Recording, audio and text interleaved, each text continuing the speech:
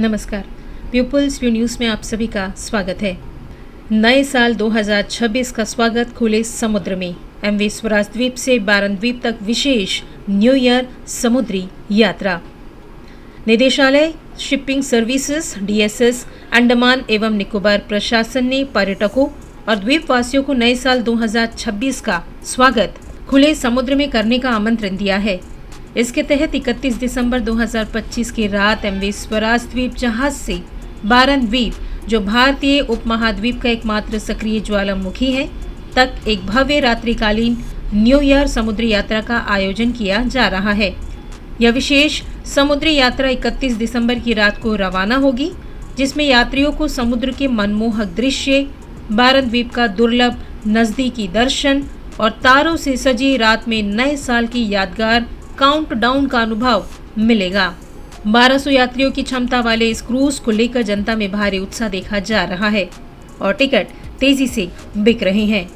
जहाज 31 दिसंबर को रात 9 बजे श्री विजयपुरम स्थित हैडोवाब से प्रस्थान करेगा और 1 जनवरी 2026 को दोपहर 2 बजे वापसी करेगा। यह यात्रा रोमांच, उत्सव और प्रकृति की भव्यता का अनूठा संगम प्रदान करेगी। यात्रियों की सुविधा के अनुसार विभिन्न श्रेणियों में टिकट उपलब्ध है।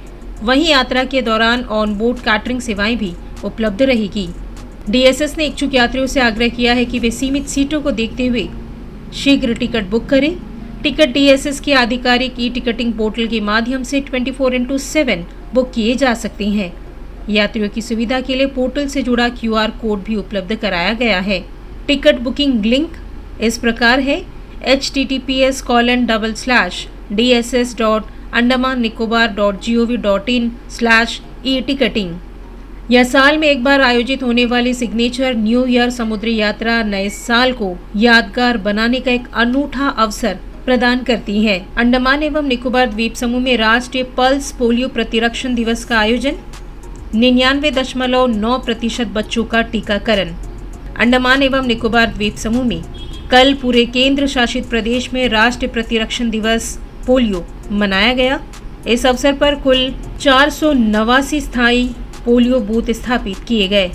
बस टर्मिनलों, समुद्री बंदरगाहों, अंतर्द्वीपीय जहाज़ों से यात्रा कर रहे बच्चों तथा श्री विजयपुरम स्थित वीर सावरकर अंतर्राष्ट्रीय हवाई अड्डे पर बच्चों के टीकाकरण की विशेष व्यवस्था की गई। प्रदेश में 0 से 5 वर्ष आयु वर्ग के कुल 20,666 बच्चों के लक्ष्य के मुकाबले पहले दिन 20,647 बच्चों को पोलियो रोधी खुराक पिलाई गई, जिसमें श्री विजयपुरम एवं रक्षा क्षेत्र के बच्चे भी शामिल हैं। इस प्रकार पहले ही दिन 99.9% कवरेज हासिल किया गया।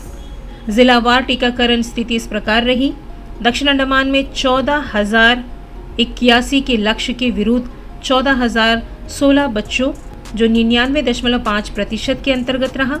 उत्तर एवं मध्य अंडमान में 4,570 के लक्ष्य के विरुद्ध 4,620 बच्चों, जो 101.9% के बीच रहा, तथा निकोबार जिले में 2,015 के लक्ष्य के विरुद्ध 2,011 बच्चों, जो 99.8% का टीकाकरण किया गया।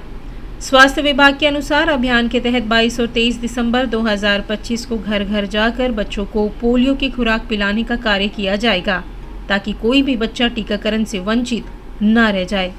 इस अभियान को सफल बनाने में द्वीप समूह के निजी चिकित्सकों ने भी सक्रिय भागीदारी निभाई। इसी बीच राष्ट्रीय पल्स पोलियो प्रतिरक्षण अभियान के तहत राज्य स्तरीय उद्घाटन समारोह UHC जंगलीघाट में आयोजित किया गया।